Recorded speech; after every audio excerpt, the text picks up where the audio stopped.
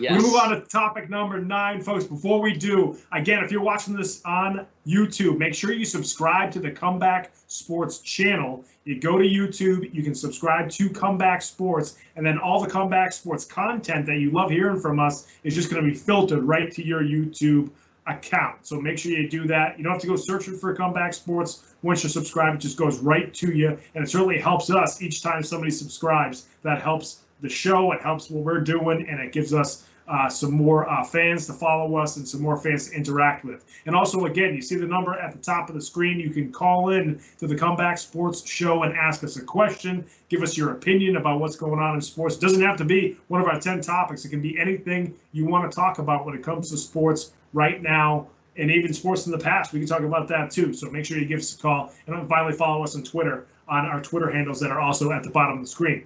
We're going to move on down to topic number 9, and we're going to shift over to the NBA. We've had so many transactions and contracts and free agency. It's been a crazy time in the NBA. One of the biggest moves, however, was Kyle Lowry had a sign-in trade where he got traded to the Miami Heat.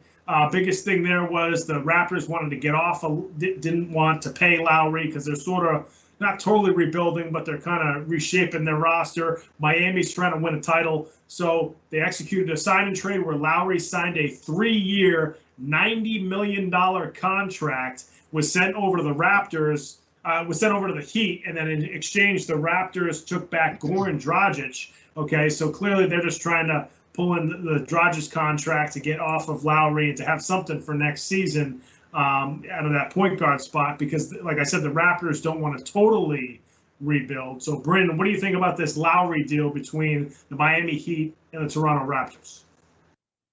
Yeah, I think it totally makes sense for both teams, and I'm honestly shocked that it took this long for them to move Kyle Lowry. I think this is a player that they've been trying to move for a couple of years here. They just haven't got a good offer that they thought was viable for them to be able to pull the trigger on this deal. Because I think even when they traded DeMar DeRozan, I think the writing was on the wall there that they were like, we don't like this team, we're ready to break it up. And the next guy to go was going to be Kyle Lowry with his big major contract that he was making. So I think this is really something that wasn't shocking to me at all, but I do think it is a move that makes sense for both teams. First, for Toronto, like you said, being able to move on and kind of go into a rebuilding mode, not a full rebuild, but still, in my opinion, a rebuild where we're dumping our major contracts and look for the future to see what we can do in the draft or what we can do in the free agent market to bring in somebody else to kind of make a push. And so I think it made sense for them to clear that contract for Kyle Lowry and to go into rebuilding mode. And then to get Goran Dragic back, I think, is one of those things where you got a good player back in return, to be honest, one that is definitely clearly a starter. He can definitely be the starting point guard on your team for at least a couple more years. But I think it's one of those things where we've clearly seen over the last few years that Goran Dragic is aging and his health is depleting, where he's getting injury after injury. Mainly it seems to be a reoccurring foot injury that he's dealing with.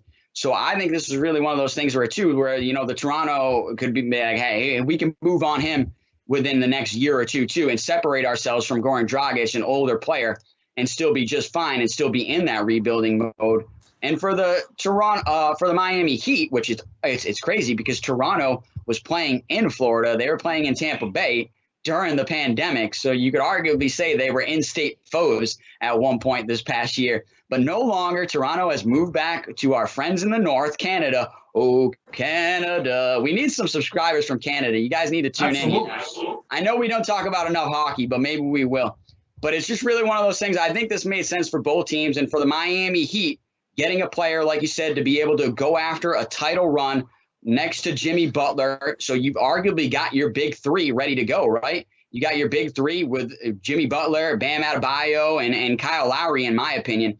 So I think this team is ready to go and ready to make a push in the East for the title. But, yeah, I think this is a deal that I was not shocked about. And it was just, hey, when was Kyle Lowry going to get moved and where was he going to get moved to? Yeah, I think it's a good fit for the Heat. You know, the Miami Heat have been that hard-nosed, playoff tough type of organization for years now. They almost won a title back in the bubble. I don't think they were going to beat the Lakers that year, but, they had a really gritty run through the postseason. Didn't perform well this year against the eventual NBA champion Bucks, but adding Kyle Lowry, you get a tough point guard who can shoot, who can hit big shots, who plays good defense. He's a pain in the ass against other teams. I hated when the Celtics had to play against him, and I rooted against him every time. But I always said if he was a Celtics point guard, I'd love that guy because he's basically a better version of Marcus Smart when it comes to that type of stuff. But he's perfect for Miami. The big thing about the Heat too is they're handing out a lot of big contracts right now. We just talked about Lowry, the 3 years for $90 million. Butler signed a 4-year, $184 million extension. Bam Adebayo, 5 years, $163 million on his extension. And then they just extended Duncan Robinson, 5 years, $90 million. So you got 4 guys that are making almost, Duncan Robinson close to $100 million. All the other guys are close to $100 million too, Lowry at 90. So, you've got a lot of guys making a lot of money in Miami right now. They're clearly going for it over these next couple of years. And then they have, some of the younger guys like the Tyler Arrows and some of the other guys that they have on their bench are sort of going to be the role players that are on cheap contracts right now, so they can do this right now. And then in a couple of years, the veterans are going to have to be either let go or traded or so forth. But Miami's going for it right now. They just acquired P.J. Tucker as well, so they're trying to win a title. They're going to have to get past the Bucks and the Brooklyn Nets, and depending on what Philly does, the Sixers too, and the Celtics, of course, the Celtics, who will be better next year, we promise. So the East is starting to look pretty tough right now. The top 5 or 6 teams are going to be tough this upcoming season. Some folks have said, should they have made this move when you've got Brooklyn and Milwaukee? Well, Milwaukee just went through a title run. It's hard to repeat. It just is in the NBA, unless you're so talented that you're going to beat teams all the time, like the Miami Heat back in the early 2010s when they had the LeBron, Wade, and Bosh. But I don't think that Milwaukee team is quite as talented as that Miami team, so I don't think they're going to be a back-to-back title winner. Then you have Brooklyn, who is one of the most talented teams in the NBA, but they have guys who lately haven't been able to stay healthy. So, you have a chance next year if you're Miami, and this makes sense for them to kind of lean in and go for it. We'll see if their veterans now can stay healthy, because Lowry is starting to get up there, and Jimmy Butler is, over 30 now, so that's going to be a different story with him too. But this makes total sense for the Heat. Yeah, and you bring up a great point where their age is. I think Kyle Lowry's contract kind of goes hand in hand with their championship window, to be honest. I think if they can't get it done within those 3 years of Kyle Lowry being on the roster, well, they're going to move on from him and look to get another piece in there next to Bam Adebayo. And then who knows with Jimmy Butler, they might be looking to move on from his big contract 3 years down the line, because that contract is mega. So if they're not getting enough value or return on dollar per se, then yeah, you might see another team. But clearly right now they are making a push for the title. And I think adding Kyle Lowry is a good way of doing that. And I think he's going to give them a good chance in the East.